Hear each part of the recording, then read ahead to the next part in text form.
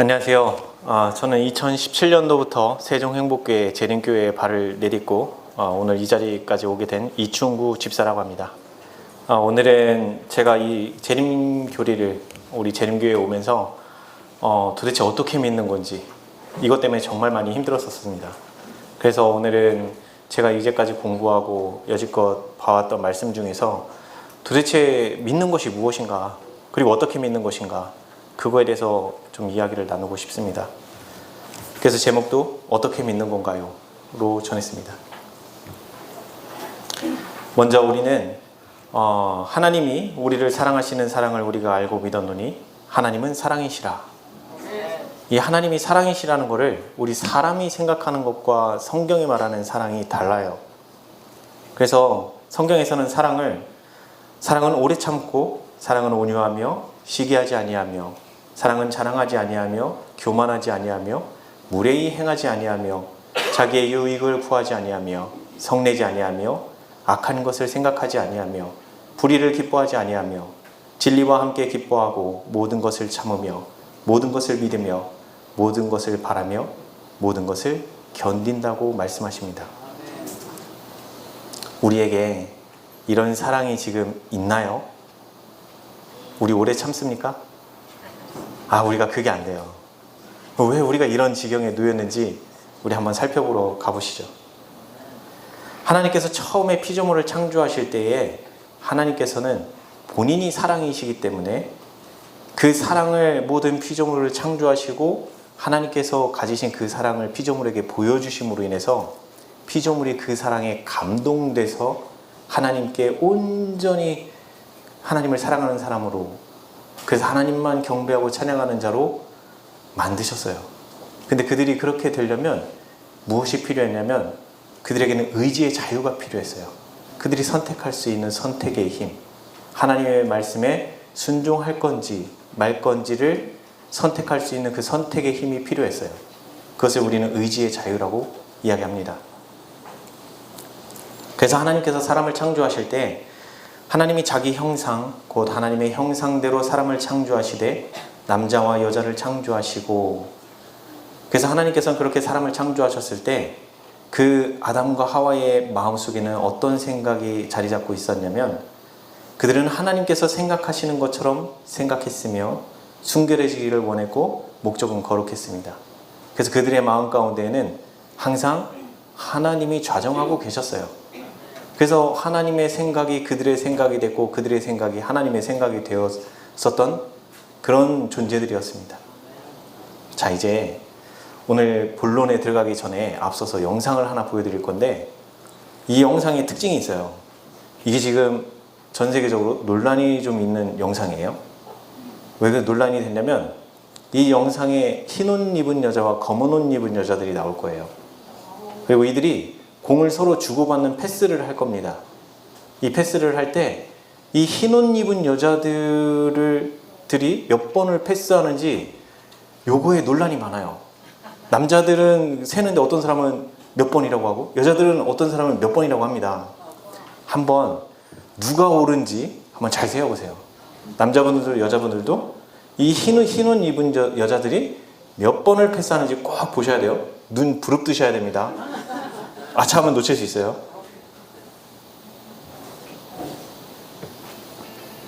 제 배경음악은 지웠습니다. 흰 옷 입은 여자들이 몇 번을 패스한지 잘 세세요. 놓치시면 안 돼요. 가려질 수 있습니다. 잘 체크하셔야 돼요.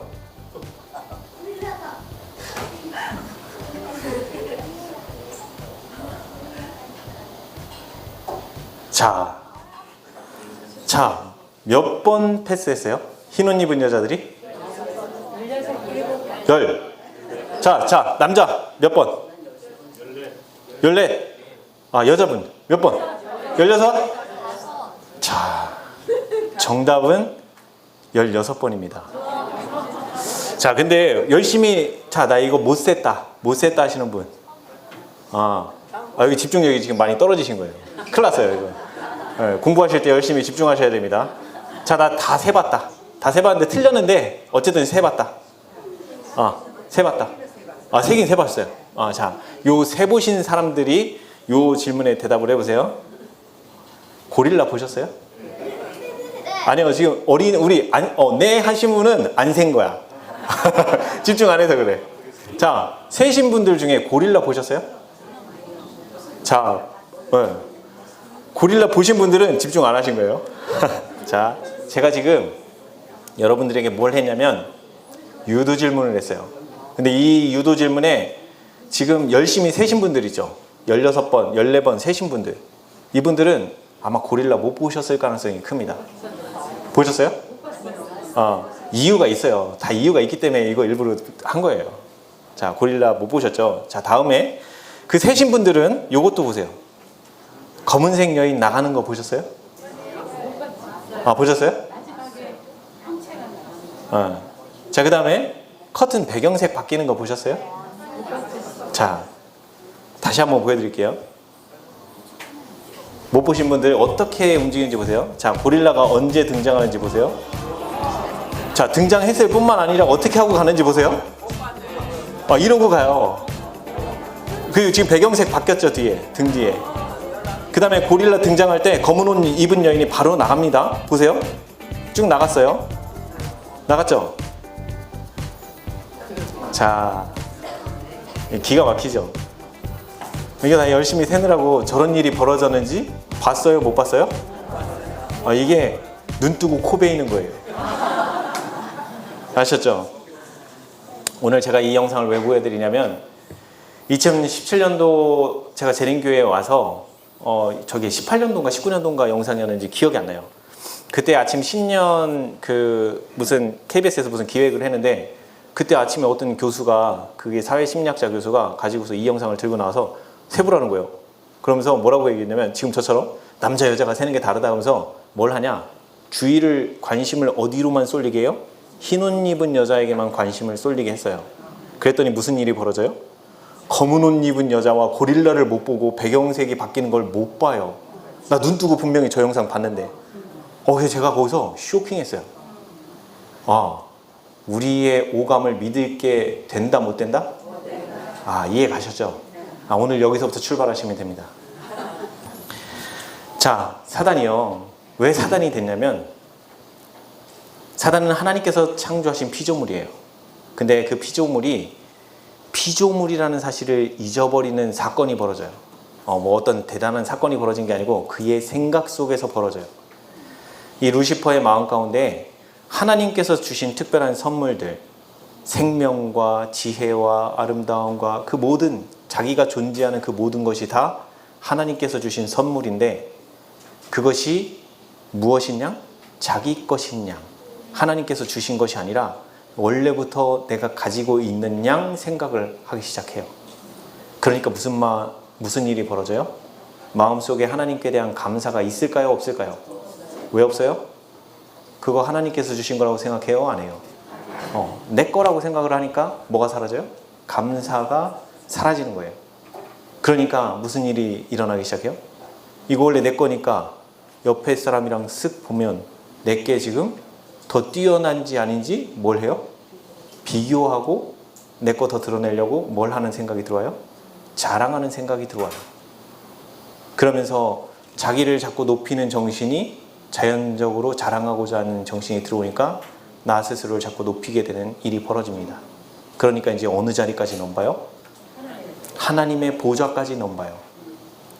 그래서 이사야 14장에 그런 이야기가 나오죠. 하나님과 동등 비기려고 그 자리까지 탐냈다고 성경에서는 그렇게 말하고 있어요.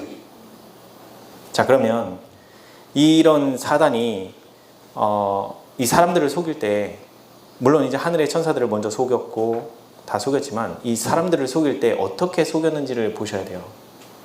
우리 창세기 3장 1절에서 7절까지의 내용 중 쭉 보면 하와가 사단에게 속는 장면이 나와요. 그러면 지금 제가 방금 영상 보여드렸죠. 어떻게 한다고요? 주의를 어디에다 집중시킨다고요? 내가 원하는 거에 요 하와가 내가 원하는 것만 보게 만들면 얘는 뭘 못 봐요? 고릴라 못 봐요. 그 여자, 검은 여자 빠져나가는 거 못 보고 무대의 배경색 바뀌는 걸 못 봐요. 그럼 사단은 어디에다 초점을 맞춰요? 자, 원래 선악과 시험은 무슨 시험이에요? 이거 먹는 시험이에요? 하나님 말씀에 순종할 거냐 말 거냐를 판가름 짓는 그 시험이에요. 그러면 사단은 어떻게 해요? 거기에서 이게 순종이냐 불순종이냐가 아니라 초점을 어디로 둬요? 먹는 데다가. 먹으면 죽는다고 했으니까 야, 요거 한번 이거 네가 지금 만져만 봐도 죽어야 된다. 아니다. 이런 쪽으로만 포커스를 탁 이동을 시키면 뭘 잊어버려요? 순종할 거냐 말 거냐라는 그 정신을 잃어버리게 돼 있어요. 그래서 사단이 키워드로 뭐라고 던져요? 동산에 무슨 나무만?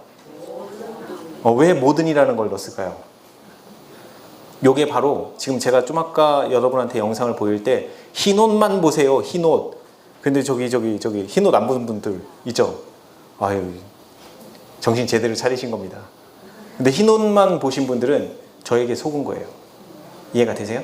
제가 지금 어디로만 여러분들의 시선을 바라보게 했어요? 흰옷만. 왜? 검은 옷에 거기에 정체가 다 있거든요. 그걸 못 보게 하는 거예요. 이해가 되세요?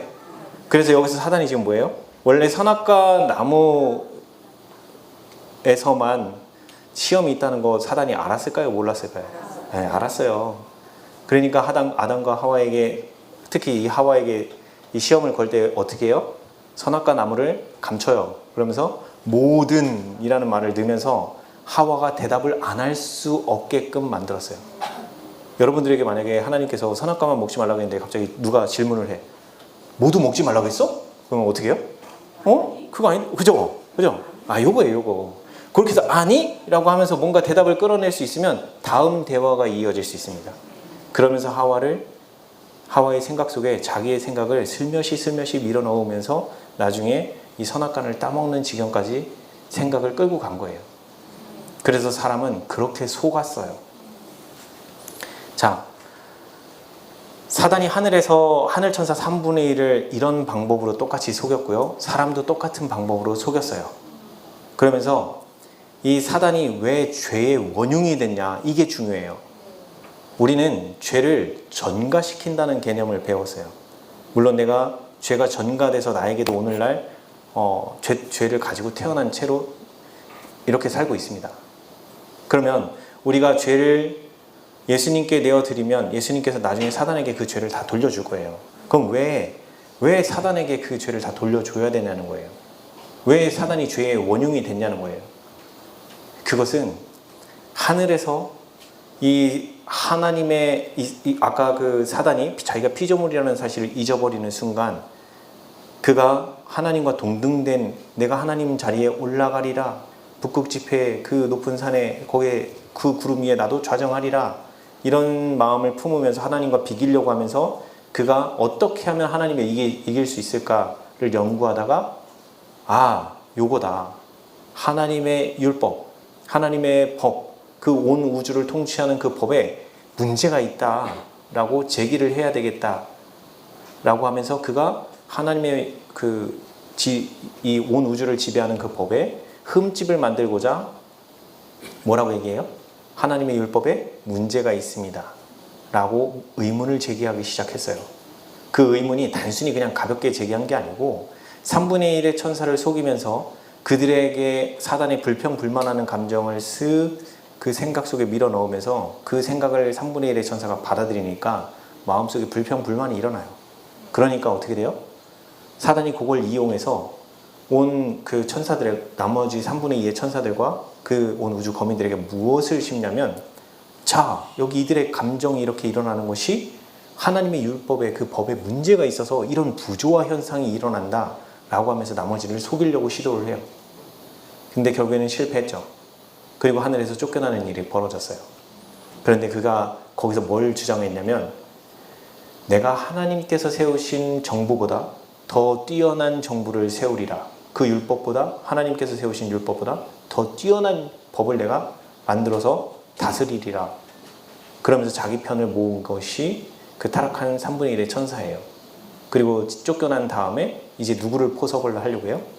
사람들. 근데 그 포섭하는 방식이 정당한 방법이에요? 네, 다 속였어요. 그래서 3분의 1의 천사들도 회개하고 돌아갈 수 있는 길이 있었어요. 근데 그들이 끝끝내 포기를 한 거예요. 그러면 사람들은 아담과 하와가 그렇게 속고 난 이후에 그들에게 있어서 무엇이 달라졌는지를 한번 살펴봐야 돼요. 아담과 하와가 사단의 속임수에 속아서 선악과를 먹는 순간 드디어 하나님 말씀에 불순종하는 일이 벌어졌습니다. 그러면서 그들의 마음 가운데 달라진 것이 딱 하나가 있어요. 범죄 전과 범죄 후에 그들이 달라진 것은 단 하나예요. 그들의 뭐가 바뀌어요? 생각이 바뀌어요. 사상. 이 사상이라고 하는 건 그들의 생각이 바뀌는 거거든요. 그러면서 그들의 생각이 원래는 창조되었을 때, 그들이 처음에 창조되었을 때 그들의 마음 가운데는 하나님의 성령께서 좌정하고 계셨었어요. 그래서 성부, 성자, 성령 이 삼위 하나님 중에 우리의 눈으로 볼 수 있는 분들은 두 분밖에 없어요. 근데 성령 하나님 우리의 눈에 보이지 않으시지만 성령 하나님께서 계시는 곳은 어디냐면 모든 피조물의 마음 가운데에 계세요. 그래서 그들의 마음과 이 그 피조물이 하나로 연합이 되면서 하나님과 하나가 될 수 있는 것이거든요. 근데 그들의 마음 가운데 주인을 바꾸는 사건이 벌어진 게 이 아담과 하와가 범죄함으로 인해서 그들의 마음에 있는 성령 하나님을 내쫓은 거예요. 그 자리에 누가 들어와요? 사단이 들어와 있는 거예요. 그래서 모든 인류는 아담과 하와가 타락한 이후에 그들의 마음 가운데 이제 누가 주인이 돼버려요? 사단이 주인이 돼버려요. 그래서 아담 이후로 태어나는 모든 사람들은 다 그 마음 가운데 누구를 모시고 태어나요? 사단을 마음에 모시고 태어나요. 그거 우리가 선택할 수 있어요? 없어요? 못해요. 왜? 진자는 이긴 자의 종이라고 성경은 언급하고 있어요.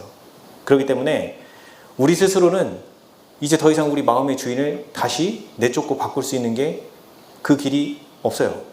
왜냐하면 하나님께서는 우리에게 자유의지를 주셨지만 사단은 무력과 폭력으로 또 강요로 우리를 점령해요. 그렇기 때문에 내가 내쫓는다고 나가요? 안 나가요? 안 나갑니다. 그래서 나보다 더 뛰어난 능력을 가지신 누군가가 구원을 해줘야 돼요. 그래야 그 사단의 지배의 종노릇에서 우리가 나올 수 있습니다. 그래서 성경은 이렇게 얘기하고 있어요. 여호와께서 사람의 취약이 세상에 가득함과 그의 마음으로 생각하는 모든 계획이 항상 악할 뿐임을 보시고 그리고 굿수인이 그의 피부를 표범이 그의 반점을 변하게 할 수 있느냐? 할 수 있을진데 악에 익숙한 너희도 선을 행할 수 있으리라. 그럼 우리가 죄에 한번 빠진 사람이 다시 스스로 의인이 될 수 있다 없다? 불가능하다는 얘기예요. 자, 그러면 우리 마음 가운데에서 이 아버지가 바뀌었다라고 누가 얘기하셔요?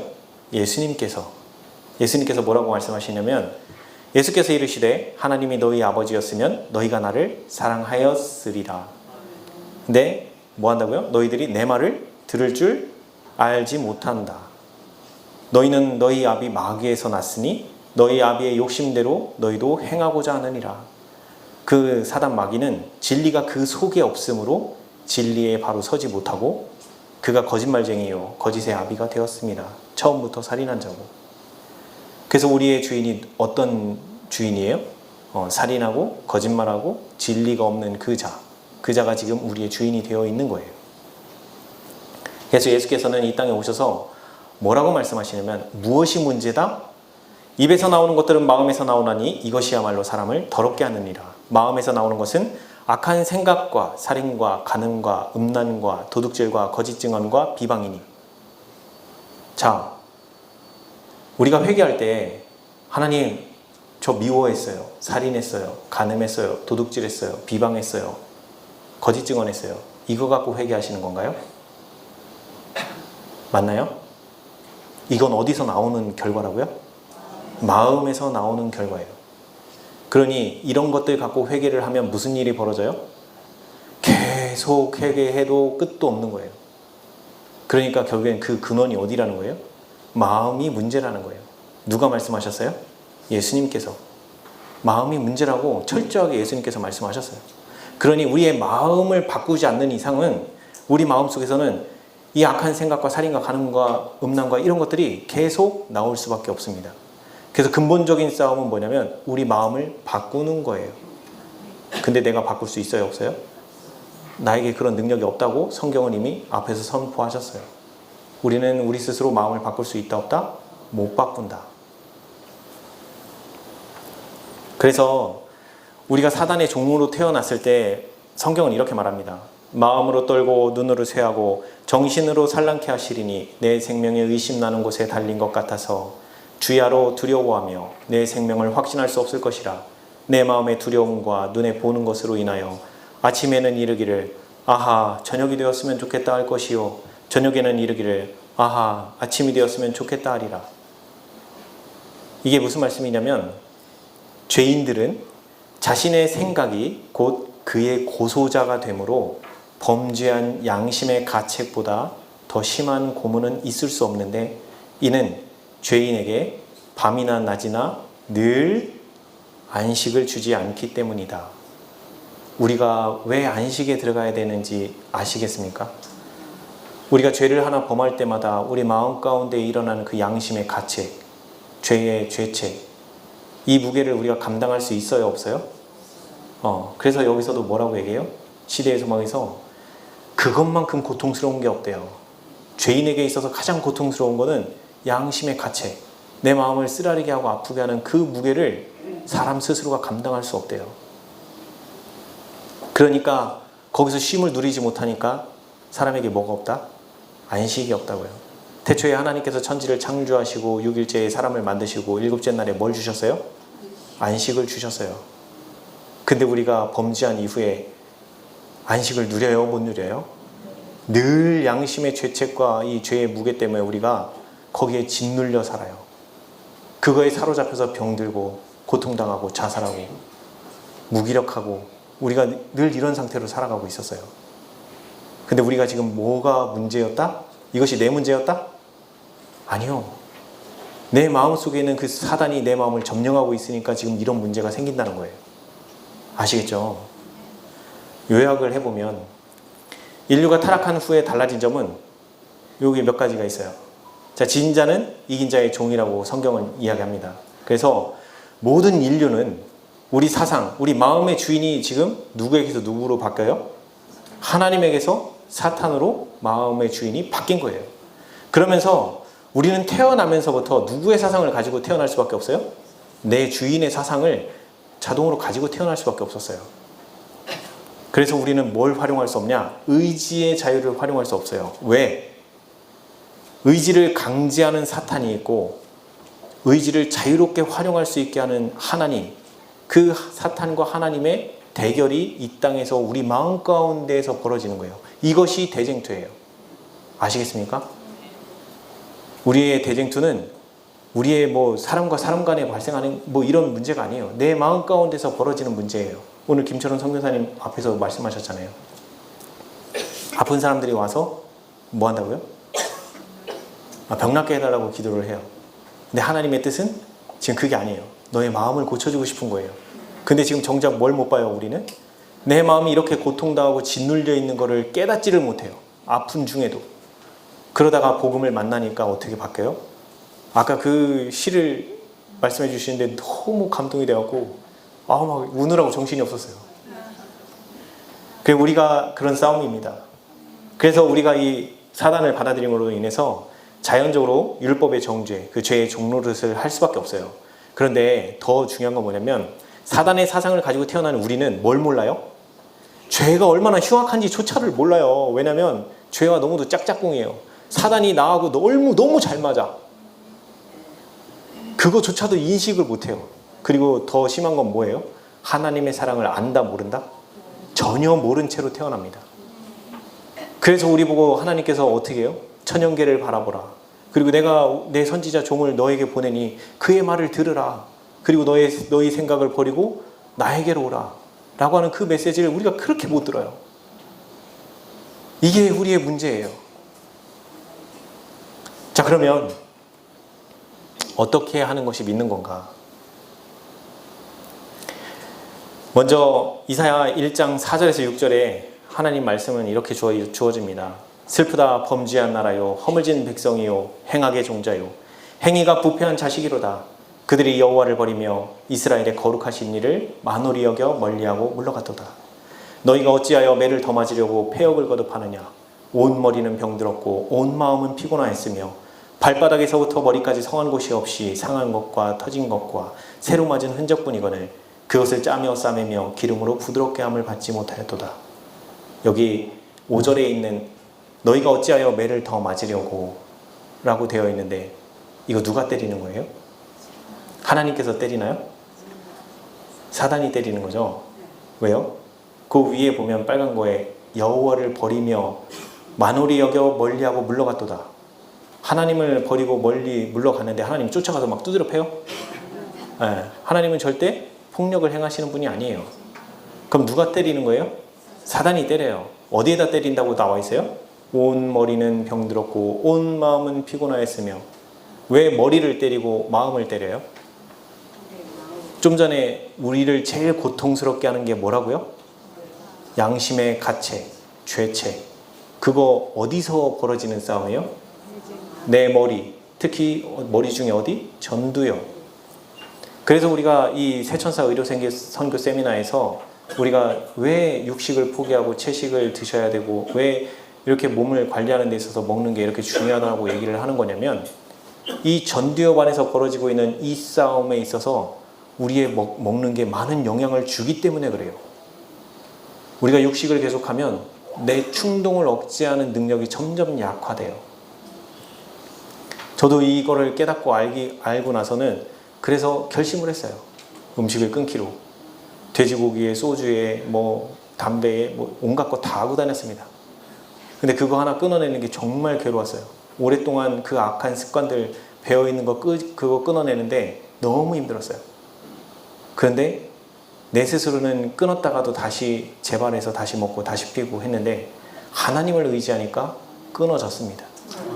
재림교회에 입교하고 나서 이 교리를 받아들이고 이 사상을 받아들이고 난 이후에 하나님을 전적으로 의지하고 났더니 지금까지 단 한 번도 입술에 댄 적이 없어요. 그리고 또 하나는 여기서 보면 사탄은 이렇게 우리를 마음으로 머리로 우리를 두드려 패서 우리의 양심의 가책으로 우리를 짓눌리게 해서 우리를 어떻게 만들어요? 맨날 상하고 터지고 새로 맞고 그러면서 우리가 병들고 자살하게 하고 이런 악한 것들로 우리를 멸망시키려고 해요. 근데 하나님은 어떻게 하시는 줄 아세요?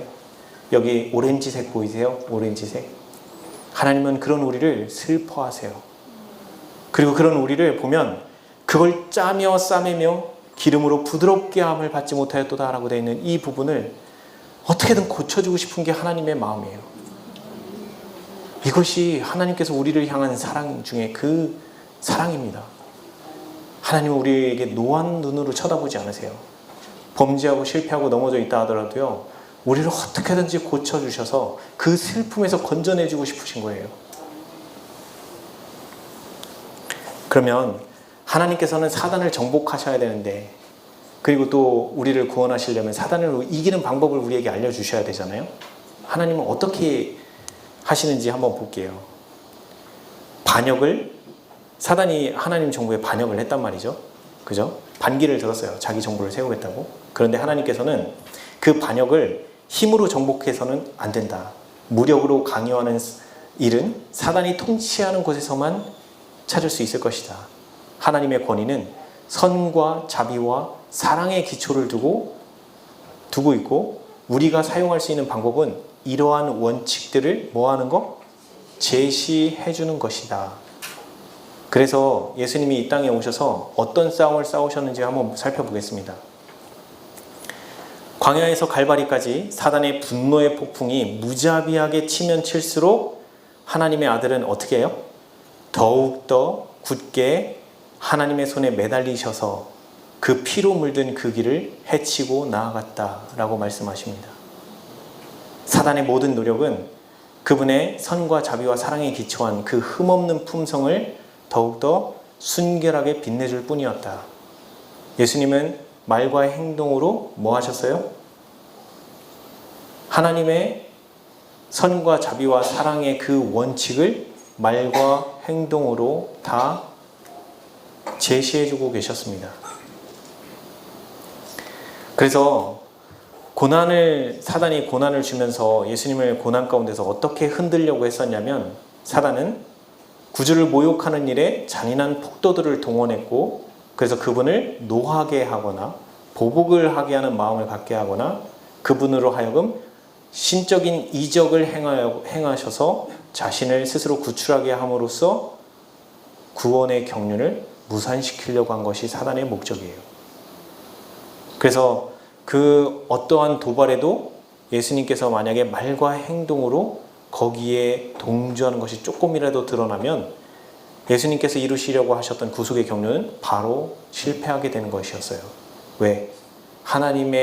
하나님께서 사단을 이기려고 하신 방법은 뭐에 기초한다?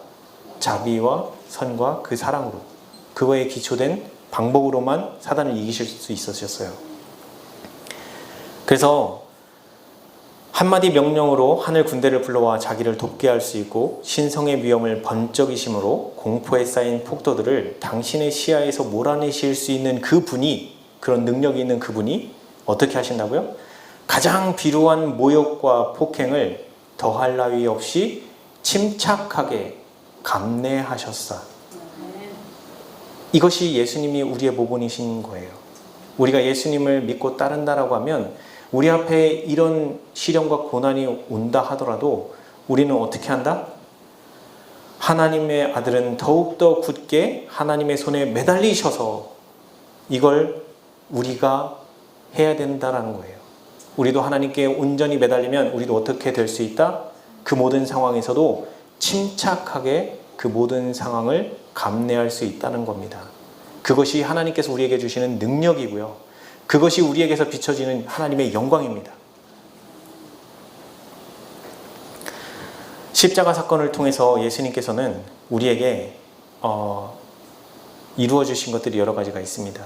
그 중에 오늘은 율법, 하나님의 법이 요구하는 것은 완전한 품성을 요구해요. 완전한 품성이라고 하는 것은 하나님의 사랑을 온전히 드러냈느냐 못했느냐 그거예요.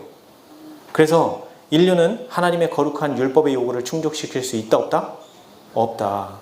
그런데 그리스도께서 이 지상생의 공생의 기간과 그 인생 33년 반을 살아오시면서 그 완전한 품성을 전부 다 개발시키셨어요. 그 개발된 품성의 절정이 어디서 보여져요? 십자가에서. 겟세마네에서부터 갈보리까지 가는 그 십자가의 여정 속에서 보여주신 예수님의 말과 행동들을 시대의 소망의 74장부터 79장까지 차근차근 읽어보시면 그 어느 부분에서도 흥분하시거나 노하시거나 분노하시거나 악한 감정이 있으시거나 그런 적이 단 한 번도 없으셨어요. 그 모든 순간마다 하나님을 전적으로 의지하면서 마음 가운데에 침착함을 유지하셨어요. 즉 생각으로라도 악한 생각을 조금이라도 허용하지 않으셨어요. 그럴 수 있는 능력을 누구에게서 받으셨다? 하나님께로부터 받아서 지키신 거예요. 그래서 예수님께서 그 십자가에서 이루신 그 완전한 품성을 누구에게 주신다? 전제 조건이 있어요. 누구에게? 모든 사람에게 다 주신다? 아니요. 받고자 하는 갈망이 있는 사람만 그 사람에게 값없이 선물로 주세요. 그래서 그분의 생명, 그 예수님도 신이셨어요. 그래서 불멸의 생명이 있으셨고 그 불멸의 생명으로 우리 인류가 당할 모든 죄값, 율법은 범죄한 모든 죄인에게 생명을 요구해요. 왜요? 왜 생명을 요구해요? 아까 사단이 맨 처음에 피조물이라는 사실을 잊어버렸을 때 그가 자기에게 주어진 모든 것이 누구 것냐? 자기 것인 양 생각했다고 했죠.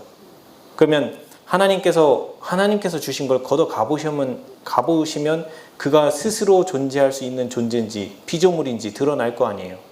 그죠? 그러면 하나님께서 그에게 주신 선물들 그걸 다 걷어 가고도 스스로 존재할 수 있으면 그 피조물은 피조물이 아니고 신이겠죠. 이해 가세요? 그래서 사단이 처음에 품었던 그 생각은 무슨 생각인 거예요? 내가 신이 되겠다라고 하는 사상이었던 거예요. 그것이 근데 오늘날 우리 마음 가운데도 늘 함께 하고 있는 생각이라는 거예요. 내가 누굴 잊어요? 창조주를 잊어요. 자꾸. 그러니까 안식일 계명 속에 누구를 기억하라고 자꾸 나와요? 하늘과 땅과 물들의 근원을 만드신 이를 경배하라. 창조주를 경배하라는 메시지가 왜 자꾸 나와요? 내가 자꾸 피조물이라는 사실을 잊어버리고 있는 거예요. 죄인들이라. 그래서 이 하나님의 그 예수님의 그 영원 불멸하는 그 생명은 모든 인류의 죄값을 다 지불하고도 남아요. 왜? 율법이 요구하는 것은 각 피조물의 생명이에요. 근데 그 생명을 누가 주시고 계셨어요? 하나님께서. 그래서 하나님께서 율법에 요구하는 그 생명, 즉 생명은 어디에 있어요? 피에 있어요. 그래서 그 피값을 십자가에서 피를 흘리심으로 모든 인류의 앞으로 지을 죄까지도 전부 다 그 피로 다 지불하셨어요. 그러고 난 이후에 예수님의 이 십자가를 바라보며 내가 죄인이로소이다, 나 좀 구원해 주세요 라고 나오는 모든 피조물에게 이제 뭘 할 수 있어요? 이제 그들의 죄를 용서해 주고 그들을 하나님의 백성으로 삼아 주실 수 있는 선물을 주실 수 있었어요. 무슨 선물? 예수님께서 개발하신 이 완전한 품성, 이거를 그들 마음 가운데 넣어 주실 수 있어요. 단 조건은 그가 받고자 하는 사람이어야만 해요. 그래야 내 안에 있는 이 사단의, 내 마음 가운데 있는 그 사단, 얘 좀 치워달라고 하나님께 계속 요구하면 예수님께서 그때마다 저리 가, 여기 네가 있을 자리 아니야 라고 하면서 계속 예수님께서 그 사단을 물리쳐 주실 수 있는 거예요.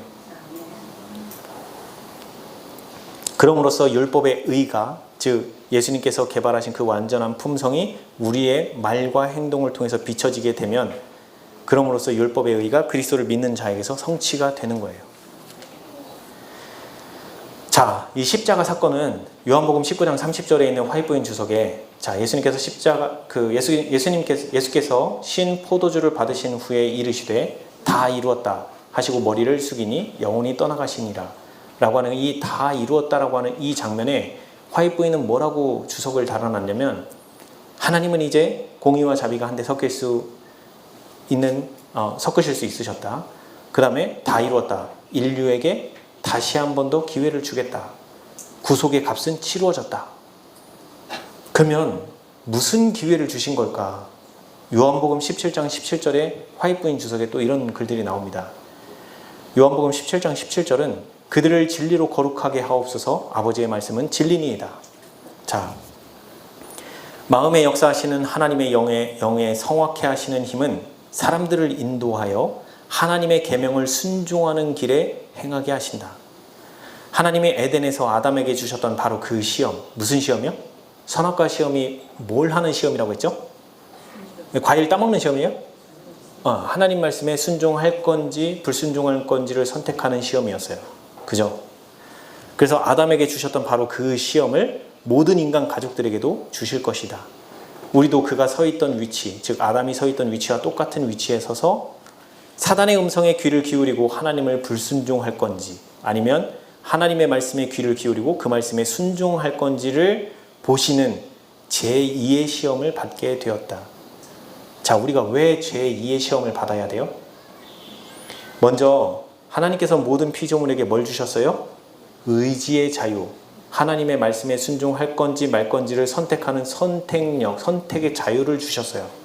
자, 그런데 사단이 범죄함으로 인해서 하나님의 말씀에 불순종하는 일이 벌어졌어요. 그래서 사단과 3분의 1의 천사들이 쫓겨났고, 그런데 그 사단과 3분의 1의 천사들이 자기 깃발 아래 자기 백성으로 삼으려고 누구를 속여요? 사람들을 속였죠. 사람들을 속였는데, 이 사람들이 그렇게 속아서 사단의 종노릇을 하고 있는 동안에 이 사단과 사단의 무리들과 이 사람 간에는 차이가 있었어요. 무슨 차이가 있었냐? 사단과 3분의 1의 타락한 천사들은 다시는 구원의 길이 없어요. 그들에게는 절대 구원받을 수 있는 길이 전혀 없는데, 사람에게만큼은 구원의 길을 한번 열어주실 수 있으셨어요. 왜? 뭐 때문에? 하나님은 항상 피조물의 마음을 이끄실 때 뭘로 이끄시냐면, 하나님의 사랑을 보여주심으로 피조물이 그 사랑에 반응함으로 인해서 하나님의 사랑에 매료돼서 하나님을 전적으로 섬기는 경배를 드리고 찬양을 할 수 있어요. 그런데 하늘 천사 3분의 1과 사단은 늘 하나님을 어디서 봐요? 눈앞에서. 심지어 사단은 그룹 천사로서 하나님의 바로 보좌 옆에 있었던 존재였어요. 그러면 그만큼 하나님의 그 사랑을 알까요? 모를까요? 알아도 너무 깊이 알고 있었어요. 그리고 하늘천사 3분의 1도 하나님의 사랑을 그만큼 깊이 깨닫고 알고 있었어요. 그럼에도 불구하고 그들이 범죄함으로 인해서 예수님께서 그들을 깨닫고 그들의 죄를 깨닫고 돌이킬 수 있는 회개의 시간을 주었는데도 불구하고 그들이 끝끝내 하나님을 저버리고 등져버리고 반역을 한 거예요. 그래서 하늘 천사 3분의 1과 사단에게는 하나님이 그 어떤 사랑을 보여줘도 그들은 더 이상 반응할 수 없는 상태가 돼버렸어요. 하나님의 사랑을 보여줘도 거기에 반응해서 하나님을 다시 사랑할 수 있는 마음이 생기지 않는 지경에 이른 거예요. 그런데 사람은 창조된 지 얼마 되지도 않아서 사단에게 속아서 그렇게 사단의 종노릇을 하고 있었어요. 그래서 예수님께서 이 땅에 오셔서 십자가 사건을 통해서 우리를 어느 위치로 돌려요? 사단의 종노릇에서 끊어내서 우리를 의의 종으로 다시 자리를 바꿔놔요. 근데 아무나 다? 전부 다 그 자리로 옮겨져요? 아니요.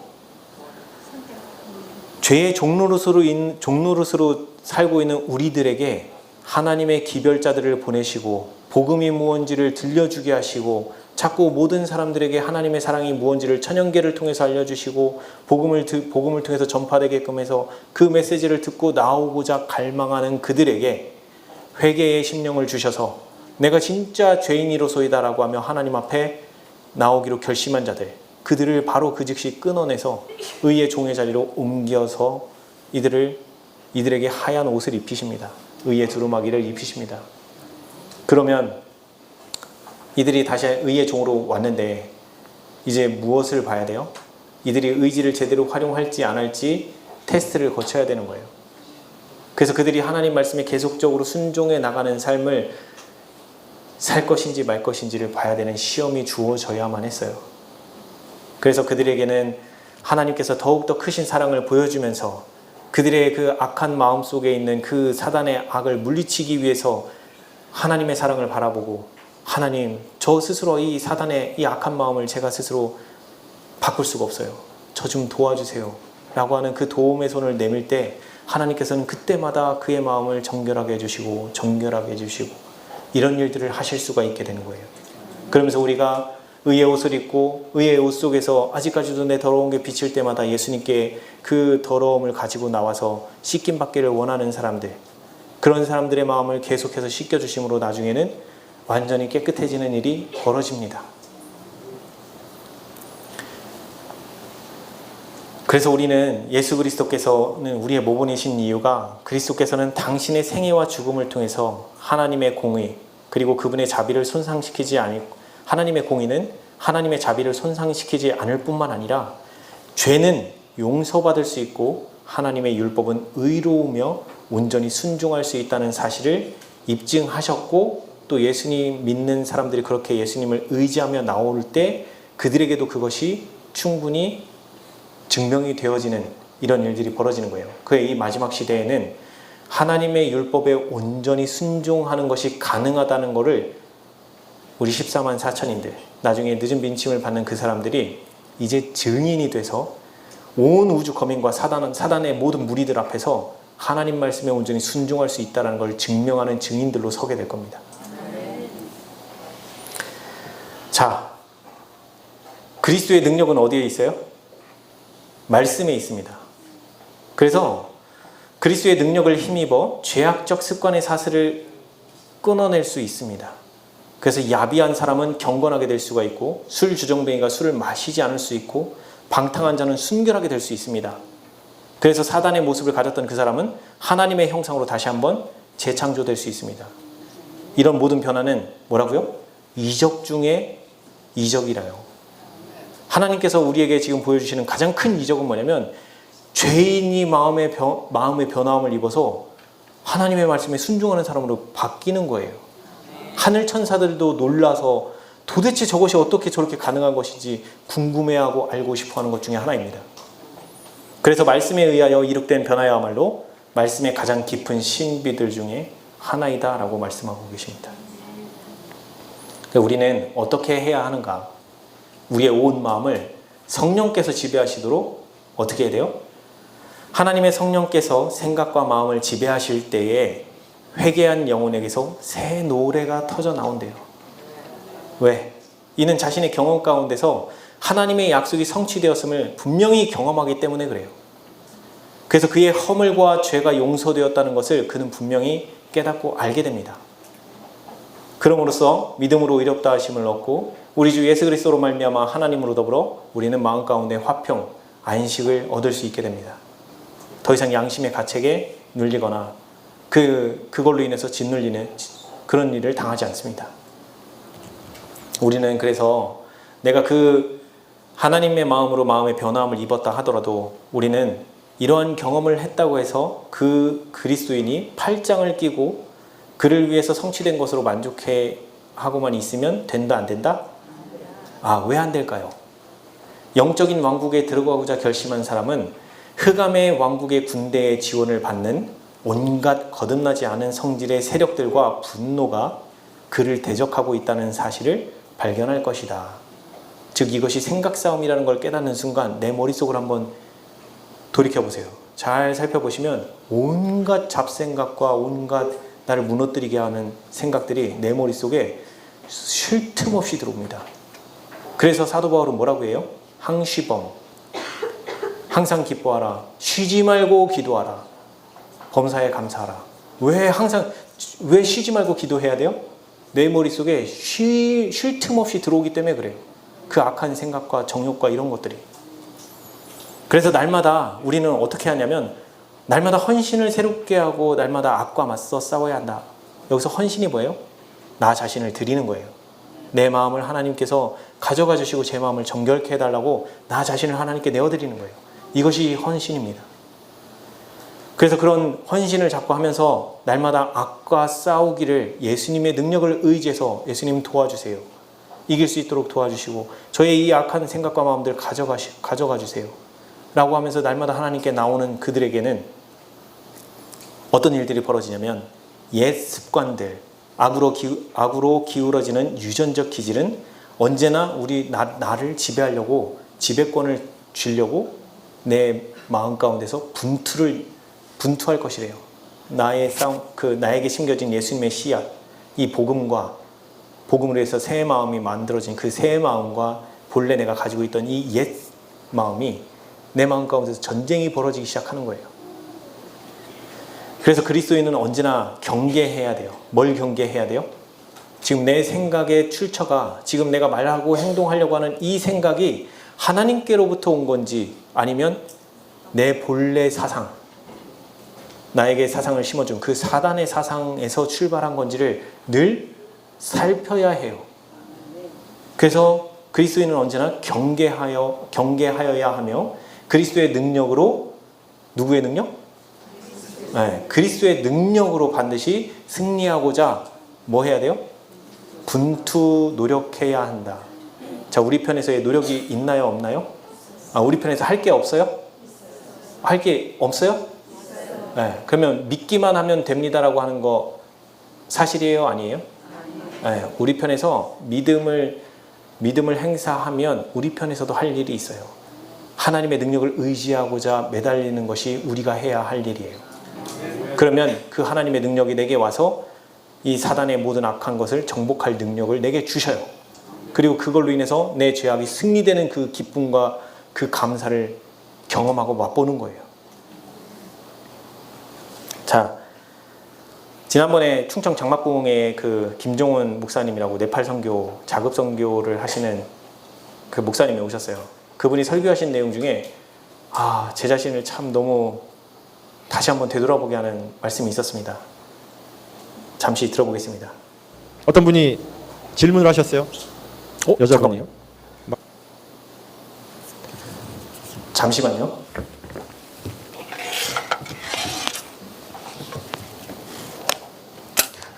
이거 소리가 안 나가네. 이거 제가 연결을 했어야 되는데 이거 아이패드로 하다 보니까 소리가 안 나가네요. 이거는 일단 생략하고요. 내용인즉슨 제가 설명을 잠시 드리겠습니다. 이 선교사님이 네팔에서 선교를 하는데 네팔 사람들이 순종을 그렇게 잘한대요. 그래서 무슨 말씀하시나 이렇게 들어봤더니 목사님이 이제 한번 이렇게 그 설교 말씀을 하시는 중에 한 여신도가 거기 네팔 사람들은 그 장신구를 많이 한대요. 여기 막 코걸이, 귀걸이 뭐 이렇게 막 장신구를 많이 한다고 하더라고요. 근데 그 여자 성도님이 목사님한테 질문을 했대요. 아니 재림교인들은 왜 장신구를 안 하십니까? 그랬더니 이 목사님이 이제 뭐라고 말씀을 하셨냐면 우리는 외적 치장보다는 그 내적 치장에 치중합니다. 성경은 우리의 내적 치장을 더 중요시하고 여기기 때문에 우리는 하나님의 말씀에 따라 내적 치장을 더 하기를 원합니다. 그래서 우리는 외적 치장을 하지 않습니다라고 얘기를 했더니 예배가 끝나자마자 이 여신도들이 저 구탱에서 뭘 하고 있더래요. 와, 뭐 하시나 하고 봤더니 서로 막 고리 떼어주는 거예요. 바지꼬리 떼어주고 막 이러는 거예요. 네. 그런 일이 벌어졌어요. 그리고 또 하나는 이 목사님이 그 설교하는 그 중에 개신교 목사님이 오신 거예요. 개신교 목사님이 오셔서 이제 설교 내용을 쭉 듣는데 이 목사님이 질문을 하시더래요. 아니 재림교인은 돼지고기를 안 먹는다고 하는데 왜 돼지고기를 안 먹냐? 그랬더니 이제 목사님이 설교를 그 말씀을 하시기를 우리는 레위기 11장에 따라서 우리가 그 육신의 건강을 지키는 것이 하나님의 뜻이기 때문에 우리는 그래서 고기 먹는 거를 그 돼지고기를 먹지 않습니다. 이제 그런 식으로 이제 거기 레위기에 나와 있는 정도 수준에서만 설명을 해드렸대요. 그랬더니 그 개신교 목사님이 이제 끝날 때 끝나는 기도를 그분이 하실 수밖에 이제 그분에게 이제 기도할 그 기회가 주어져서 그분이 기도를 하시는데 기도 내용에 뭐라고 얘기하냐면 하나님 이제까지 제가 하나님의 뜻을 몰랐습니다. 제가 하나님의 뜻도 모르고 여태 돼지고기를 먹고 살아왔습니다. 이제 돼지고기 먹지 않기로 결심합니다. 그리고 집에서 키우는 돼지 50마리 다 팔겠습니다. 근데 그 돼지 키우는 것이요 그분의 전 재산이에요. 여러분 같으시면 그런 결단 내리기 쉬운 결단이시겠습니까? 그런 일들이요 네팔에서 지금 벌어지고 있어요. 제가 그걸 듣는데 정말 그 베드로 같이 예수님께서 무리를 걸어오시니까 주여 나도 무리를 걷게 하소서 그랬더니 어떻게 해요? 오라 라고 하니까 바로 뭐 생각도 안 하고 그냥 바로 내딛잖아요. 그리고 결국엔 물에 빠졌지만 중요한 건 뭐냐면 실패를 하더라도 바로 순종하고자 결심하고 행동하는 거예요. 이런 일이 벌어질 때마다 하나님께서 역사가 일어납니다. 자, 여기 보이시죠? 쓰레기 같은 인생을 산 나를 왜 구원하시나요? 이거 제 얘기예요. 근데 제 얘기를 하기 전에 하나님의 사랑에 대해서 50분까지 해도 되는 거예요? 네. 하나님의 사랑이란 이 부분을 좀 같이 좀 이야기를 나누고 싶습니다. 이 부분은 문하세 이야기는 고재영 목사님 설교를 통해서 깨닫게 돼서 알게 된 부분이고 감동을 진짜 많이 받았고요. 그 다음에 나머지는 제가 깨닫게 된 이유예요. 만약 사단이요 하늘에서 회개를 했더라면 이라면서 부조화 선지자에 뭐라고 적혀있냐면 사단이 회개를 하면 그의 본래 있던 자리로 복직을 시켰을 거래요. 처음에 이해가 안 갔어요. 아니 죄를 범했는데 왜 복직을 시키시지? 여러분 생각해보세요. 내 오른팔이었어. 근데 이게 날 배신했어. 어떻게 해요? 죽여버려. 그죠? 죽이면 안 되죠? 절대 용서 못 하잖아요. 일반적인 우리 인간적인 사고방식에선. 근데 어떻게 하나님은 왜 사단을 다시 그 자리로 복직을 시키려고 하셨을까? 이 부분을 묵상을 하다가 순간 떠오른 게 뭐였냐면 베드로 이야기였어요. 베드로가 예수님을 3번 부인하는 지경까지 갔지만 예수님께서는 부활하시고 베드로를 찾아가셔서 네가 날 사랑하니? 3번 부인한 것만큼 그 3번의 질문을 통해서 베드로의 진짜 회개한 것을 다른 제자들에게 드러내셨어요. 그리고 나서 뭐라고 계속 말씀하세요? 내 양을 먹이라, 내 양을 치라. 계속 그렇게 얘기하시면서 어느 자리로 세우신 거예요? 교사의 자리로, 복음을 전하는 기별자의 자리로 그를 다시 세우셨어요. 그런데 그 부분을 생각하면서 보니까 그게 진짜 하나님의 지혜고 여기에 복음이 있더라고요. 왜 그러냐면 만약에 사단이 하늘에서 타락하기 전에 그가 진짜 회개하고 그의 본래의 자리인 그룹 천사의 자리로 되돌아왔더라면 사단이 어떻게 했을까요? 자기가 속인 3분의 1의 천사 앞에 가서 무릎 꿇고 내가 잘못했노라. 돌아오라. 내가 너희들을 속였다. 제발 돌아오라. 그 이야기 하지 않았을까요? 그러면 그들이 맨 처음 타락의 시작을 먼저 보여줬던 그 사람이 회개하고 돌아가는 그 장면을 보고 그럼 그 타락했던 3분의 1의 천사가 과연 그 소리를 듣고 침묵할 수 있었을까요? 그들의 마음이 움직였을 거예요. 베드로는 자기가 뭐 했어요? 예수님을 3번 부인했어요. 정말 배신의 아이콘 중에 아이콘이라고 찍힐 정도로. 근데 그가 제자의 자리로 다시 돌아왔을 때 이 베드로에게서는 무슨 일이 일어날 수가 있어요? 어떤 죄를 짓더라도 예수님 앞에 나갈 수 있다고 용기를 주고 동정해주고 그러면서 모든 영혼들을 예수님께로 데려가는 일에 누구보다도 앞장설 수 있어요. 왜? 자기가 뭐 해봤어요? 넘어져 봤기 때문에. 이해가 되세요? 그래서 우리는 예수님께 나갈 때 넘어져 본 자가 그 넘어진 자의 마음을 이해할 수 있어요. 그렇다고 넘어졌다고 해서 낙담하고 실망하지 마세요. 그것이 내가 하나님께로 가는 길에 있어서 아주 중요한 거예요. 나의 그 쓰라린 경험들이 다른 영혼을 구원하는 일에 있어서 절대적으로 그 넘어졌던 경험이 전도 도구로 기가 막히게 사용됩니다. 그것 때문에 우리에게 실패하고 낙담하는 일들이 주어지는 거예요. 그렇지만 거기서 포기하지 마세요. 포기하면 사단의 종으로 남지만 포기하지 않고 끝까지 넘어지더라도 다시 일어나서 하나님께 의지하면 결국에는 정복하고 승리하는 기쁨을 맛봐요. 자, 오늘 여기에 므낫세 이야기 중에 므낫세가 바벨론 감옥에 한번 잡혀갑니다. 그게 대략 BC 한 627년 그 원절이더라고요. 그 600 몇십 년부터 해갖고 두 왕조, 아수르의 두 왕이 지나가는 그 사이 언제쯤에 이 므낫세가 바벨론에 붙잡혀가요. 근데 붙잡혀 가기 전에 므낫세가 유다의 왕이었습니다. 왕이었으면서 그의 아버지가 누구예요? 므낫세의 아버지 히스기야. 히스기야는 하나님을 얼마나 신실하게 따른 하나님의 선지자였습니까? 근데 그의 아들은 우리가 말하는 소리 개망난이었어요. 하나님을 모를 뿐만이 아니라 하나님의 선지자들을 다 쳐 죽이고 심지어 이사야를 톱으로 쓸어 죽여요. 그러면서 유다의 그 하나님의 성전을 다 문 닫아버리고 내팽개 쳐버리고 거기에다가 신당 세우고 우상 숭배하고 백성들에게 우상 숭배하면서 절하게 하고 이런 짓을 하면서 유다의 모든 죄악의 잔을 채운 게 누구다? 므낫세예요. 그런 므낫세가 바벨론 감옥에 잡혀가는 일이 벌어졌는데 그가 55년 동안 유다를 통치를 했었거든요. 그 중에 인생의 한 10년, 15년 정도 그 전에 바벨론에 잡혀간 거더라고요. 대략 보니까. 그래서 그가 그 감옥에 가서 그 시련과 고난 속에서 하나님을 찾았어요. 그래서 열왕기에서의 므낫세는 그냥 죽을 인생 그리고 멸망당할 인생인 줄 알았어요.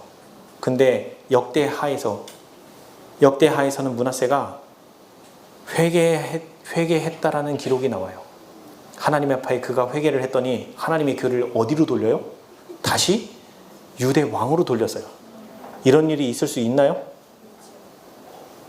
그 전까지는 유다의 그 서로 왕 되려고 쳐 죽이고 뭐 이러면서 서로 왕자리 탐내고 이런 일까지 벌어지고 하는 그 자리를 왕이 다른 나라 감옥에 붙잡혀 갔다가 다시 그 나라 왕으로 되돌아오는 게 가능하냐는 얘기예요. 불가능한 일인데 그런 일들이 벌어졌고 그렇게 돌아온 므낫세가 돌아와서 어떻게 했을까요? 자기가 이제 하나님을 만났죠. 그러니까 돌아오니까 그 은혜가 얼마나 감사하겠어요. 그래서 돌아와서 유다의 모든 백성들에게 하나님을 섬기라고 산당 치우고 막 이런 일들을 했는데 백성들이 어떻게 해요? 이미 완악해질 대로 완악해졌어요. 그리고 자기의 아들 아몬도 완악해져가지고 더 이상 돌아올 방법이 없는 거예요. 그래서 이 므낫세가 누구를 관심을 두냐면 아몬의 아들, 자기 손자 요시야의 깐난쟁이 때부터 하나님을 알려주고자 얼마나 노력했는지 몰라요. 그래서 요시야가 8세 때 왕위에 올라가는데 그 8세 때부터 하나님을 믿고 따르는 왕이 돼요. 그 어린 나이에도. 그러면서 이 요시야가 33년인가요? 30몇 년간, 31년, 609년에 요시야가 죽는데 605년에 무슨 일이 벌어지냐면 BC 609년에 요시야가 죽었어요. 그리고 만 4년 뒤에 유대의 그 바벨론이 침공을 해서 1차 침공으로 인해서 그 다니엘과 세 친구들이 잡혀갑니다. 그때 그들의 나이는 대략 15살 전후쯤 됐어요. 그래서 요시야가 왕으로 있는 동안에 유대에 엄청난 개혁이 일어났고 그 개혁에 불을 붙여주기 위해서 하나님께서 예레미야 선지자를 붙여주셔요. 그래서 이 선지자와 유다 왕이 계속 이 하나님의 그 율법을 회복하고자 산당도 없애고 율법책도 발견해서 낭독하고 그러면서 백성들이 다 울며 회개하며 막 이런 일들이 벌어지고 있는데 요시야 왕이 젊은 나이에 31살에 죽어요. 죽고 나서 얼마 안 돼서 결국에는 바벨론이 침공하는 일이 벌어졌어요. 그때 다니엘과 세 친구들이 붙잡혀가는데 그들이 다니엘과 세 친구가 그렇게 하나님을 믿는 믿음으로 성장하게 만들어준 그 근원에는 누가 있다? 요시야예요? 네, 회개한 므낫세가 있어요. 여기에 복음이 있는 거예요. 비록 그 당시 그가 살던 그 나라에 있는 유대의 백성과 그 사람들은 완악해져서 구원을 받았을지 못 받았을지 모르지만 그 회개한 한 영혼이 그 엄청난 일을 하면서 다니엘과 세 친구라는 그 인물들을 만들어내는데 기여하게 됩니다.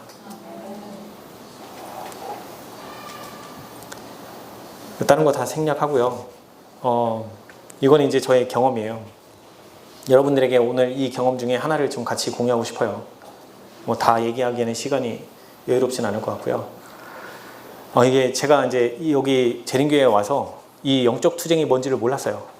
그래서 많이 갈등하고 좌충우돌하고 누가 알려주는 사람도 없고 저 혼자 성경과 예언의 신 파먹고 막 이러면서 찾아보고 여기저기 설교 찾아 듣고 그렇게 하다가 나중에 제 자아가 완전히 부서지는 경험을 한번 했습니다. 그때 제가 깨달은 게 뭐였냐면 이 죄책감의 무게를 내가 감당할 수 없었구나. 그래서 예수님께서 마태복음 11장 28절에 수고하고 무거운 짐진 자들아 다 내게로 오라. 내가 너희를 쉬게 하리니 나의 멍에를 메고 내게 배우라. 그러면 너희 마음이 쉼을 얻으리니 이는 내 멍에는 쉽고 내 짐은 가벼움이라. 여기서 수고하고 무거운 짐이 죄책의 무게구나. 이걸 내가 감당할 수 없구나 라는 것을 그때 처음으로 깨달았어요. 그래서 예수님이 나에게 오라고. 그래야 너희 마음이 쉼을 얻는다 라고 하는 것이 깨달아졌어요. 근데 그걸 깨달았다고 해서 제가 회개를 했냐? 진짜 그때 회개한 거죠. 회개는 그때 일어났어요. 저의 사상이 바뀌었으니까. 늘 남 비판하고 이러던 사상이 아까 그 영상 있죠. 제가 보여드렸던 거. 그게 그 언저리쯤에 봤던 영상이에요. 내가 여태 속고 있었구나. 내가 보는 게 다가 아니었구나. 내가 생각하는 게 다가 아니었구나. 내가 속임을 당하고 있었구나 라는 걸 깨닫고 나서부터 그 다음부터 남의 티끌 허물 보는 거를 그게 아니고 그게 보여도 이제 무슨 생각이 나냐면 이런 나도 용서했는데 이런 나도 용서하셨는데 저 사람이 하는 저 티끌 저거 뭐라고. 그리고 만약 그 사람이 하나님을 진짜 안다라고 하면 그 사람도 용서받을 거야. 그럼 용서받을 사람을 내가 그렇게 하는 것 자체가 죄구나. 그렇구나. 그러면서 이제 초점이 어디로 오기 시작했냐면 내 마음 가운데로 오기 시작하는 거예요. 그런 걸 쳐다보고 있는 내 자신이 한심스럽고 정말 어처구니가 없는 거예요. 그리스도인이라고 하는 내가. 그런데 이게 어떻게 할 줄을 모르겠는 거예요. 그러다가 우연치 않게 이것이 생각 싸움이라는 걸 힌트를 얻어서 그걸 가지고 실제 제 실전에서 접목을 하기 시작을 했어요. 근데 저를 화나게 하는 저와 가장 가까운 사람이 던지는 그 한마디 한마디에 제가 너무너무 무너지는 거예요. 순간 화가 올라오고 이걸 참지를 못하는 거예요. 그래서 거기서 그러는 거예요. 그 영상에서 그때 하나님을 부르래요. 예수님께 의지하라는 거예요. 그래서 하려고 해봤어요. 근데 분노가 올라오죠. 그러면 기도해야 된다는 생각이 들어요? 안 들어요? 그렇죠. 지극히 정상인 거예요. 저도 그랬습니다. 기도해야 된다는 생각 전혀 안 들어요. 그래서 나중에는 자꾸 기도를 해야 되는데 터뜨리고 후회하고 그러고 난 다음에 기도를 바꿨어요. 하나님, 저 분노하니까 기도해야 된다는 생각 자체를 못 하겠어요. 저 그때 기도해야 된다는 생각 좀 주세요. 그랬더니 어느 순간 그때 분노가 싹 올라오는데 야 기도해야 돼. 근데 다 터져 나갔습니다. 그러니까 어떻게 돼요? 마음이 더 곤고해져. 미치겠는 거예요. 생각이 났는데 못했으니까 더 막 그 다음에 고범죄라는 거 알죠? 성경을 잘 이해를 못하니까 여기서 또 고범죄 막 그런 생각이 들어오는 거예요. 그러니까 미치겠는 게 너 아는데 실패했어? 막 이런 생각이 사단이 막 넣어주는 거예요. 고범죄 원래 그런 거 아니에요. 진짜 성령에 감동돼서 완전히 회개하고 경험한 사람이 고의적으로 하나님을 무시하고 떠날 때 벌어지는 일이에요. 그렇기 때문에 죄인이 하나님께로 나가는 데 있어서 낙망하고 넘어지고 실패하는 이거는 고범죄 아닙니다. 네. 근데 저는 그때 그걸 몰랐어요. 그러니까 마음이 짓눌리고 막 거기서 나오고 그런 과정이 벌어지다가 나중에 어느 순간에 또 한 번 이제 화가 날 때 그때 머릿속에 무슨 생각이 싹 들어오냐면 야 이제까지 실패해서 너 괴로웠잖아. 너 또 들어갈래? 그 생각이 딱 들어오는 거예요. 그러니까 이가 악물어지는 거예요. 이가 악물어지면서 하나님 도와주세요. 저 진짜 여기서 하나님 안 도와주시면 또 터집니다. 저 못 다스려요. 저 이 분노 못 다스리니까 하나님 도와주세요. 정말 죽을 힘을 다해서 불렀어요. 그게 한 5분이었는지 10분이었는지 기억이 안 나요. 근데 기가 막힌 경험이 뭐냐면 목구멍까지 차올라왔던 분노가요. 눈 녹듯이 사라지는 경험을 한 번 한 거예요. 그러면서 그때 그 한 번의 경험이요. 저로 완전히 하나님 계시다는 걸 확신하게 했어요. 아, 살아계시구나. 이거구나. 되는구나. 저 그냥 남의 간증만 듣다가 이거 제가 해보니까 되는 거예요. 아, 이거 된다. 이제 모든 게 다 이 싸움이다. 그러면서 이제 그 다음부터 뭘 하냐면 양심에 찔리는 뭔가가 있으면 이제 그거 갖고 계속 하나님께 내놓고 싸우는 싸움이 시작이 됐어요. 자, 매번 성공했을까요? 그 다음에 뭐래요? 방심은 금물, 다툼을 통해 대박 넘어진. 요 경험하고 불과 한 2달 지났나? 제가 이제 일하는 곳에 협력업체에 사람이 있었어요. 어떤 아저씨인데, 제가 이제 개발을 하는데, 개발자가 이런 거 해야 되는데, 이 아저씨가 나는 요 A밖에 못해. 그러니까 나한테 더 시키지 마.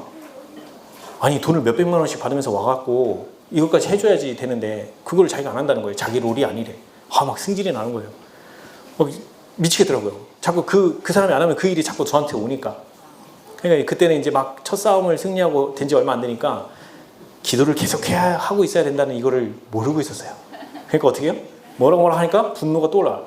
나중에는 이 사람이랑 대판 싸웠어요. 막 싸우고 있는데, 야, 너 지금 큰일 났어. 너 지금 넘어진 거야. 막 머릿속에 들었는데 분노가 돼갖고 막 계속 쏴지르는 거예요. 그러고 나서 망했다. 나 망했다. 하나님께 기도로 나갈 힘이 안 생기는 거예요. 분명히 머릿속에 그 생각까지 다 들어왔는데, 그러고 그거 다 했으니까 막 있는 대로 다 퍼붓어요. 제가 막 나중에는 막 차마 욕은 못하고 그 정도까지 다 했어요. 그러고 나서 며칠 동안 또 힘든 거예요. 막 말씀을 보는데 자꾸 그 생각이 괴롭혀요. 하나님, 저 좀 도와주세요. 아이고, 저 좀 도와주세요. 앞에 나갈 용기가 안 생기는 거예요. 그래서 결국에는 그때 알았어요. 이거 계속 하나님과 연결된 기도를 하고 있지 않으면, 내 생각을 살피고 있지 않으면 넘어지는 거 순식간이구나. 이거 계속 유지되는 게 아니구나라는 걸 그때 경험으로 확실하게 알았어요. 그거 알려주시려고 저 넘어뜨리신 것 같아요. 그 다음에 아우디 사건은 또 하나 있는데 이거 들려드릴까요? 아우디 사건은 어느 금요일 안식일 시작된 금요일 날이었어요. 제가 이제 회사에서 좀 일찍 퇴근을 했는데 한 12시 좀 전에 이제 애 학원이 1시쯤이었어요. 그래갖고 이제 보니까 시간이 촉박해. 그래갖고 애 학원 픽업까지 해갖고 데리고 가려면 이제 시간이 얼마 없는 거예요. 그래갖고 막 이제 때려 밟으면서 그때 모닝을 끌고 갔거든요. 그래서 모닝 끌고 막 오는데 급하니까 이제 차가 자꾸 보니까 금요일 날은 좀 막혀요. 그래가지고 안 막히는 샛길로 빠져갖고 그 잘 안 다니는데 글로 가려고 이렇게 쓱 들어섰어요. 그랬더니 앞에 아우디가 한 대 가고 있는 거예요. 근데 이 차가 30이에요. 시속 30. 나 바빠 죽겠는데. 그래가지고 이렇게 운전석에서 걔가 휴대폰으로 뭐 만지고 있나 하고 이렇게 쓱 쳐다봤어요. 근데 아니요, 휴대폰 아니에요. 앞에 쳐다보고 있어요. 근데 30km로 가는 거예요. 좀 있으면 얘가 뭐 저기 전화를 받든 뭘 하나 보다. 그러고서 이제 좀 기다렸어요. 30좀 쫓아가는데 안 가.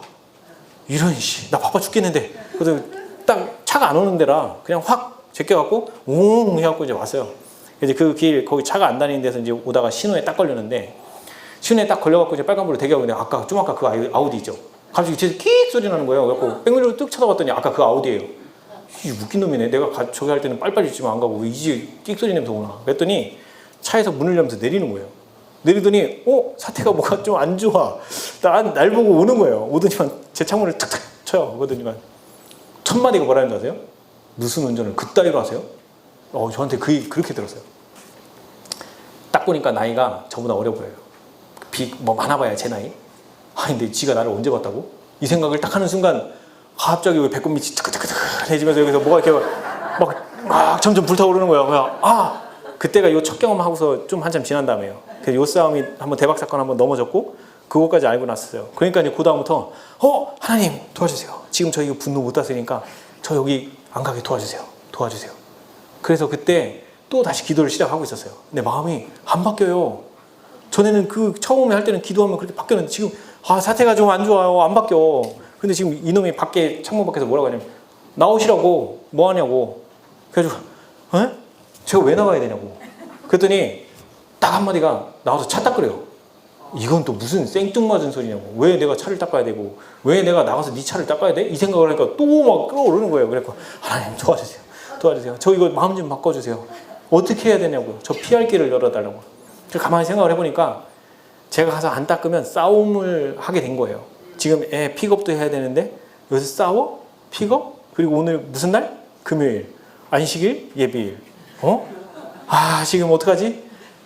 어쨌든 하나님의 방법대로 해야 되는데 고민을 하다가 마음은 안 바뀌었어요.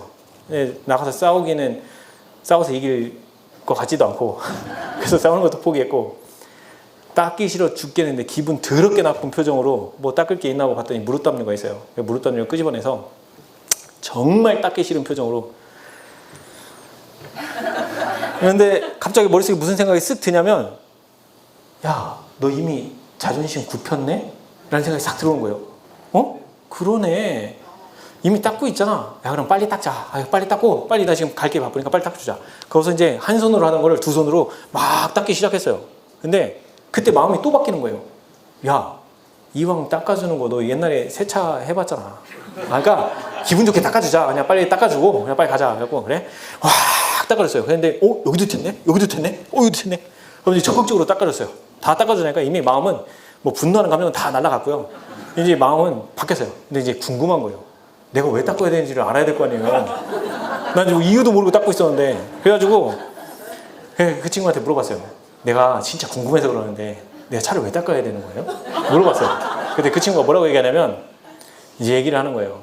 자기가 방금 전에 한 80만 원인가 한 돈 100만 원 좀 안 되게끔 해갖고 차에 왁스, 튜닝, 뭐 그 다음에 세차 뭐 해갖고 차에다 공을 들여놓은 거예요. 근데 지금 제가 가려고 했던 그 길이 우회도로인데 거기가 전날에 비가 와가지고 물웅덩이가 있었던 거예요. 그러니까 어떻게 해요? 물이 튈까봐. 그래서 사사사사사 가고 있었는데 웬 모닝이 뒤에 있다가 옆에서 이렇게 촥 추월하면서 옹 가는데 물웅덩이를 콱 뒤집으면서 물이 운전석부터 해갖고 이렇게 싹 튄 거예요. 열이 받죠. 그 친구가 그 얘기를 하는데 그 얘기 다 듣고 나니까 제가 뭐라고 얘기했는지 아세요? 나 같아도 열받았겠다. 내가 그 심정 이제 알겠다. 내가 진짜 미안하다고. 그때는 진심 어린 사과가 나오더라고요. 그러면서 그 친구랑 그렇게 해서 헤어졌어요. 헤어지고 돌아오는데 그때 처음으로 알았어요. 이 목구멍에서 싸울 때 그 마음이 바뀔 때까지 싸우는 그 경험과 마음 안 바뀌었는데 내가 행동을 하면서 마음이 바뀌는 경험. 이거 뭔가 다르다. 이거 또 다른 경험이네. 그러면서 야, 하나님 기가 막히다. 어쨌든 저쨌든 피할 길을 이렇게 열어주시고 안 다퉜고 나는 지금 가면서 찬양하고 찬미하고 정말 감동의 눈물을 흘리면서 찬양을 하면서 가는 거예요. 집에 갈 때까지. 얼마나 기쁘든지 참. 이거 경험하시는 거예요. 믿음으로 말미암는 이 자아 포기는 그래서 하고 싶은 거예요. 정말 기쁘고 즐거워요. 그 포기되었을 때 오는 그 승리감이 기가 막힙니다. 여기 더러운 이기심 요거까지만 짧게 한번 할게요. 저희 교회 옆에 주유소가 있는데 세차장이 있어요. 제가 이제 주말만 되면 한 2주에 한 번씩 물을 뜨러 다녀요. 말통 20리터짜리에다가 거기 그 광천수인데 이 탄산가스가 있는 그 지하수 좋은 물이에요. 그래서 이제 그거를 저기 살려면 비싸잖아요. 2리터짜리 6묶음 해도 한 2천 몇 병, 3,000원씩 주고 사야 되는데 그거 12리터 해봐야 얼마 못 먹거든요. 그래서 이제 물을 말통 하나에 500원씩 주고 이제 물을 받는데 500원도 이제 전기세 개념으로 주는 거예요. 그래서 이제 딱 봤더니 차에 동전이 없어요. 원래는 제가 동전을 좀 500원짜리 몇 개씩 놓고 다니는데 그날따라 가려고 했더니 물통 다 챙겨놓고 봤더니 동전이 없는 거예요. 그래서 동전을 바꿔야 되는데 그랬더니 딱 번뜩 생각난 게 그치 우리 교회 옆에 주유소가 있는데 거기 세차장이 있잖아. 동전 교환기가 있어. 마침 10,000원짜리도 있고 잘됐다. 가자. 그래서 이제 가갖고 주유소에 주유하는 주유구를 비껴서 이 세차장으로 딱 차를 댄 다음에 동전을 딱 바꾸고 그 다음에 차에 딱 탔어요. 그리고 딱 나가는데 사람이 막아요. 주유소 주인이 딱 오더니 되게 기분 나쁜 표정으로 지금 뭐 하시는 거예요? 이러는 거예요. 그래서 분위기가 뭔가 쎄한 게 내가 이것 때문에 그런가 보다 이제 느꼈어요. 뭐 때문에?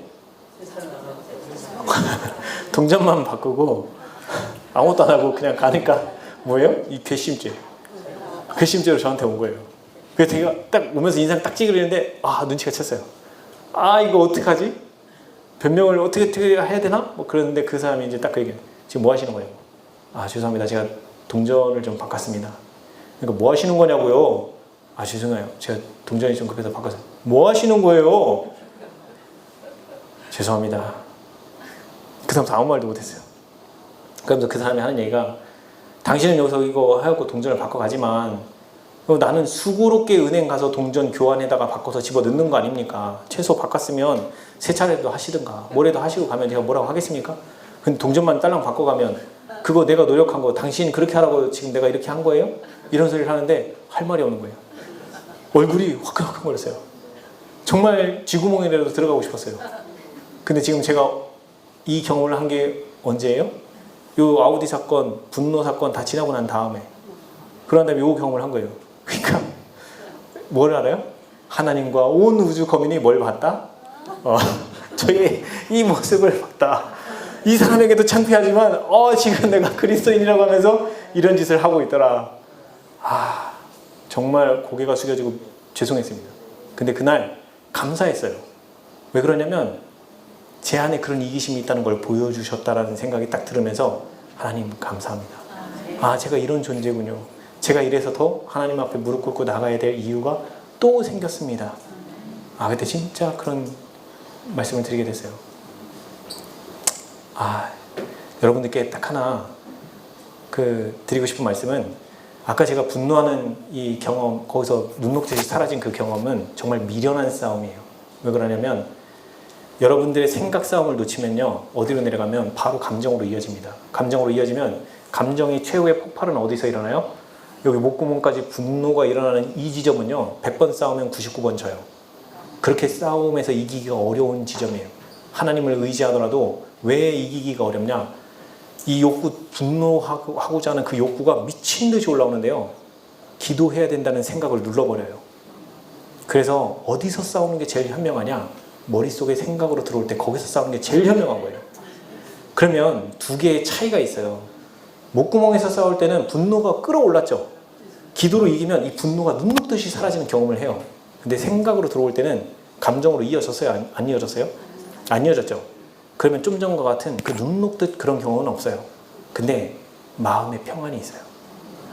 그 생각이 나를 자꾸 사로잡으려고 할 때 예수님, 저 이 생각 품기를 원치 않아요. 이거 가져가 주시고 제 마음 평안을 주세요. 그러면 그 생각이 슥 사라지고 내 마음은 그걸로 다시 동요하지 않아요. 그래서 감정도 전혀 변화가 없어요. 마음의 평안을 얻습니다. 그리고 마지막으로 드리는 말씀은, 절망했을 때 여러분들이 이 분명히 하나님의 길을 가다 보면 실패하고 넘어질 거예요. 그때 결코 절망으로 들어가지 마세요. 왜 그러냐? 절망으로 들어가는 게 하나님을 불신하는 거예요. 이유는 하나님께서 십자가 사건을 통해서 우리가 범죄한 모든 죄값을 다 이미 구속의 값을 치르셨어요. 지불하셨어요. 그러면 사단은 어떻게 하냐면 우리에게 죄 짓는 생각을 주고, 죄를 지으면 거봐 죄 졌지 하면서 죄책감을, 양심의 가책은 하나님께서 이용하시고, 그렇지만 이 죄책감도, 이 양심의 가책도 사단도 이용해요. 그래서 어떻게 하냐? 거기서 계속 절망으로 끌고 가려고 해요. 근데 왜 절망으로 가면 안 돼요? 죄값 지불 끝났다고요. 그러면 우리는 거기서 뭐 할 수 있어야 돼요? 하나님, 저 넘어진 거 맞아요. 저 연약해요. 그래서 예수님 도움이 필요합니다. 라고 기도하시고 마음이 바뀔 걸 믿고, 여러분들에게 마음에 가장 큰 감명을 주었던 찬미가, 그거를 부르세요. 부르는 게 힘들면 가사라도 읽으세요. 그러면서 나의 마음을 하나님께로 찬양하는 마음으로 돌리세요. 그 하나님께서 엄청 기뻐하십니다. 거기에 들어가지 않는 것이 여러분들의 마음의 이 아까 양심의 가책에서 벗어나고 안식을 누리는 길이에요. 그게. 그 가책으로 들어가지 않으면 다시 일어서서 도전할 용기가 또 생겨요. 그것이 큰 힘이 될 거예요. 결코 낙담으로 들어가려고 할 때 거기에 휩쓸려 가지 마세요. 그때 반드시 넘어진 거 인정하고, 나 실패한 거 하나님께 인정하고, 예수님 도와주세요 하면서 그렇게 나가세요. 네, 여기까지입니다. 사랑이 많으신 하나님 아버지, 오늘 또 저희의 입술을 통하여 주님의 귀한 음성을 들을 수 있도록 인도해 주시며 감사합니다. 이것이 제가 한 말이 아니오 주께서 하신 말씀이며 저의 경험을 통하여 또 말씀하신 말씀입니다.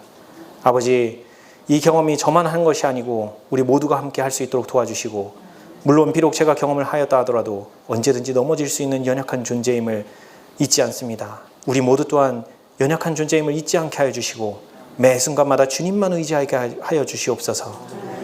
하나님께서 이 집회를 마치는 그 기간까지 우리 가운데서 이 생각 싸움을 가지고 주님께로 나아가며 인정하며 예수님의 필요를 구하는 저희들 되게 하여 주시고, 이 경험이 우리 가운데 일어나게 인도하여 주시옵소서.